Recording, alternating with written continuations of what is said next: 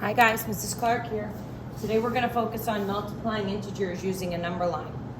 So, you've already watched a video on how to multiply integers using integer chips. Again, might have been okay when you were talking about positives or all negatives, but it might get a little bit tricky when you have multiplying by multiplying 2 times -4 or multiplying -2 times +4 might get a little tricky.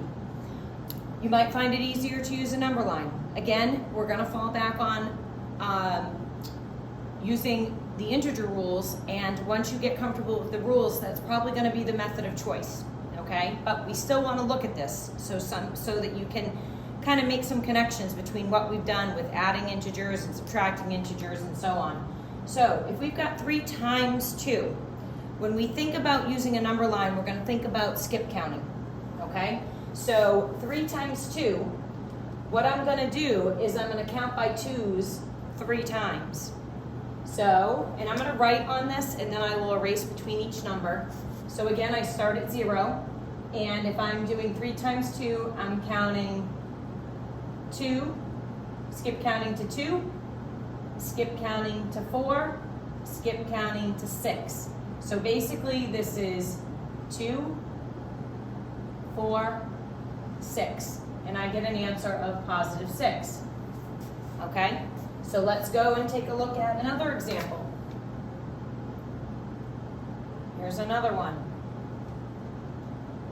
Get that out of there. Okay, another example. 3 times -2. Okay, so this time I'm skip counting by 2's, skip counting by -2's 3 times. So I'm going to the left of 0 this time. So 2, 4, 6, -6 is your answer to that problem.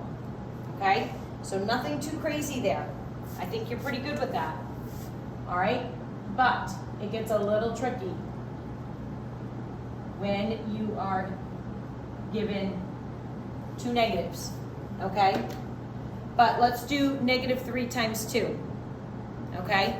So we're counting by 2's 3 times, okay? But because it's a negative, what we get for our answer is going to become a negative. So I'm going to skip count by 2's 3 times. So 2, 4, 6. So I ended up with a +6, but because I was skip counting by -3, my answer would become the opposite of 6, which would be a -6. All right, let's try one more. And then I'm going to give you some examples to work on with me and then independently. All right, so the next one is this. Oops. We're skip counting by 2's again, okay? 3 times. It's a -2, so we're going to skip count by 2, -2 3 times. So here's 1, so there's 2, 4.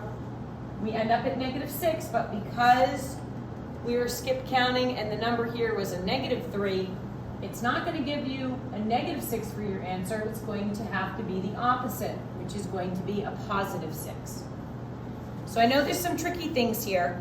We're going to actually work on a little bit of looking at patterns of what you get when you multiply your positive or negative integer by a positive or negative number.